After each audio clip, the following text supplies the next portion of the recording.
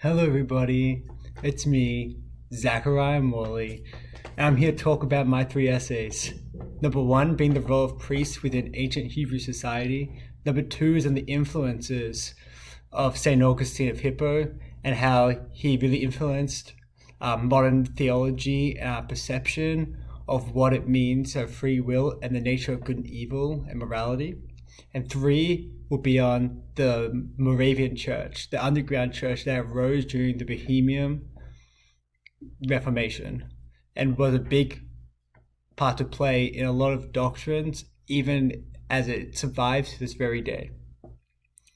So number one is the role of ancient Hebrew society and the role of priests within it.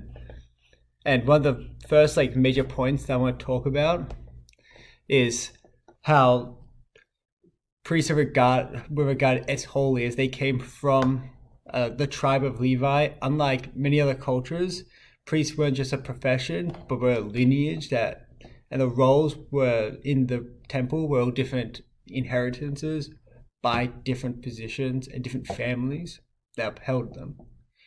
And one key quote that I loved and really helped with developing this entire essay was that as the law holders, the priests were expected to uphold the will of God. For unlike other cultures, Hebrews believed that because Yahweh is righteous, he demands ethical behavior from his people.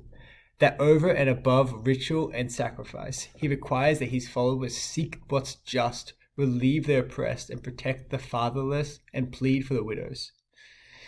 Right here, this is just the establishment of an ethical law. There's just such a firm foundation in even modern law and our modern culture that there should be a sense of justice and ethics that underline our entire system and what we believe in and how we follow that. And so this just shows the importance of these biblical views on the shaping of our modern society and our culture, where these laws are very influenced by the way that they were expressed even back here in biblical times. And then I go on to discuss more about the role of the priests as not only what they do, but as as a lawgiver, as their religious positions in the culture, as they really were the ones who helped keep everything on track and help prevent a lot of the dissemination of the culture and preventing a lot of the pagan traditions of other cultures from diluting how they practice what they did. And going furthermore, what really helped was that they were, by developing that writing and developing the laws, they were able to keep each other accountable, stopping new laws from being established just to interfere with the workings of other people and rivalries, to help prevent these inter-priest schisms and rivalries from occurring. Much like what would later happen within the Catholic Church later on, which came from the fact that the popes and the authorities were not kept in line by the other religious authorities. And thus, because they were let to rule wild by themselves, they end up creating a schism, creating destruction for themselves. And so even here, this is that's something that they established and that helped prevent something that later would come to place because of its lack in the future.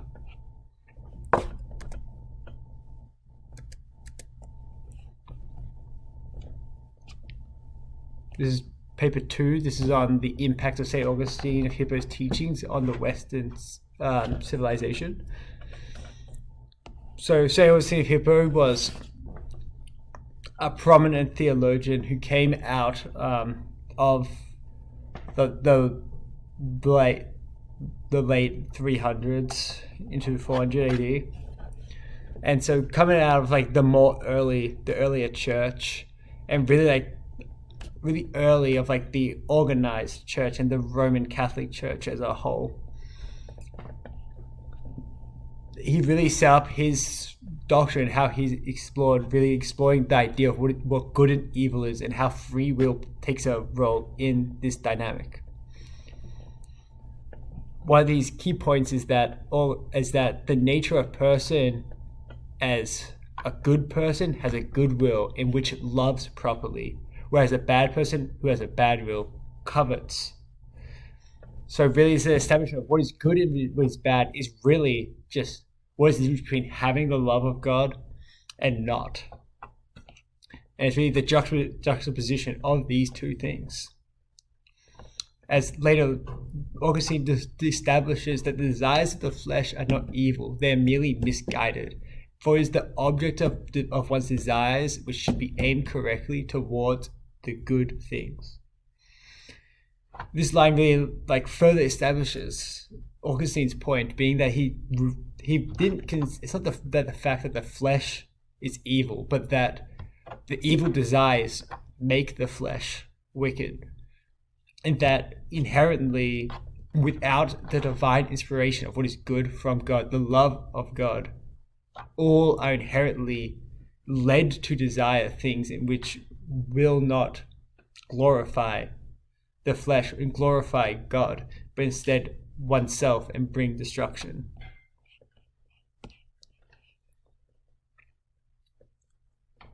Finally, Augustine discusses the idea of salvation as a gift from God. For everyone, by their own will and own merit, deserve to be destroyed. And thus, it's, if anything, when he says that if someone states that it's unfair that only the elect are saved, only a few are saved, he would say that it is unfair, for all deserve to be destroyed.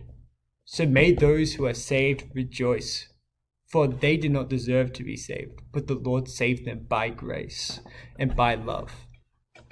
Not because of anyone's actions, for no one deserves such a good and loving grace from the Lord. And finally, my last paper was on the Moravian Church, the Bohemian Proto-Protestant Church that arose from the Bohemian Reformation. So, the Moravian Church, originating as the Unitas Frastrum, which is the unity of the brethren, was really just the product of all the brewing that happened that led up to the Bohemian Reformation and later the Protestant Reformation. And one of the main influences is Johannes Hus's works, as he really inspired this movement and this desire to overthrow the oppressive and restrictive regimes that the Catholic Church has instituted on Bohemia, and to return to a more biblical idea.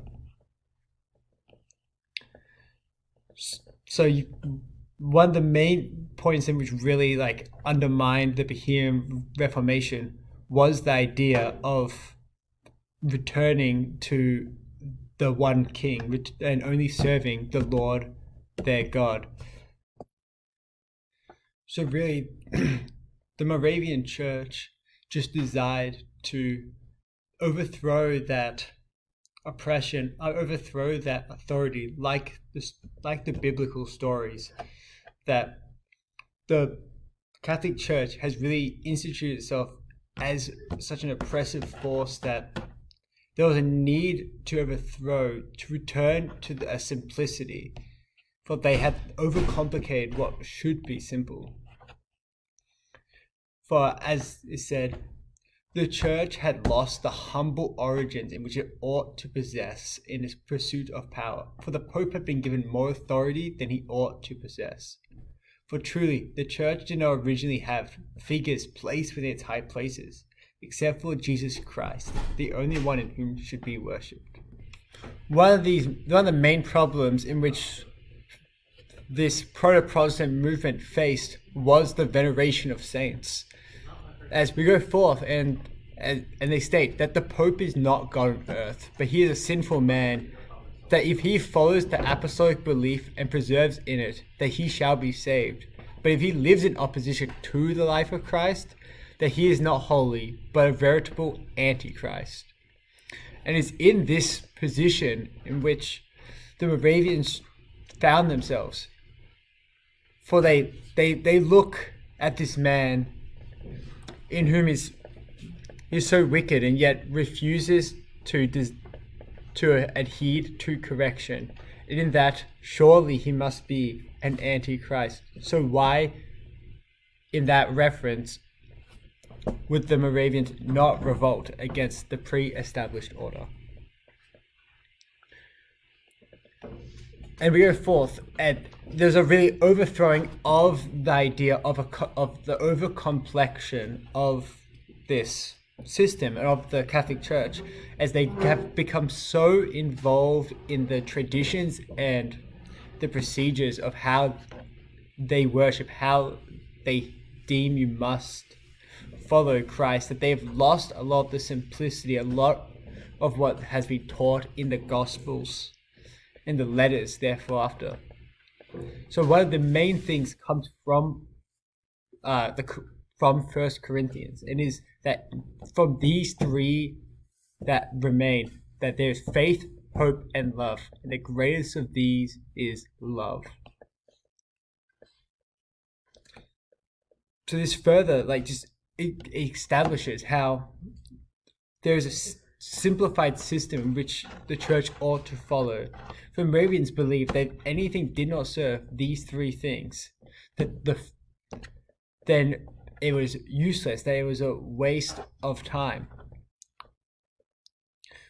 For all things ought to be grounded in a living experience of faith in Christ, in active love for others, and in joyful hope.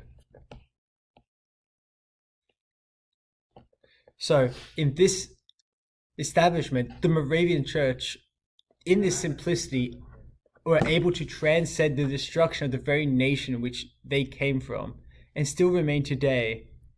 So if anything, the Moravians truly were successful in countering the oppressive regime in which was forced upon them by the Catholic Church, and how they recaptured the simplicity of the doctrine of the Bible. Thank you for listening to my discussion of my essays, and the overarching idea of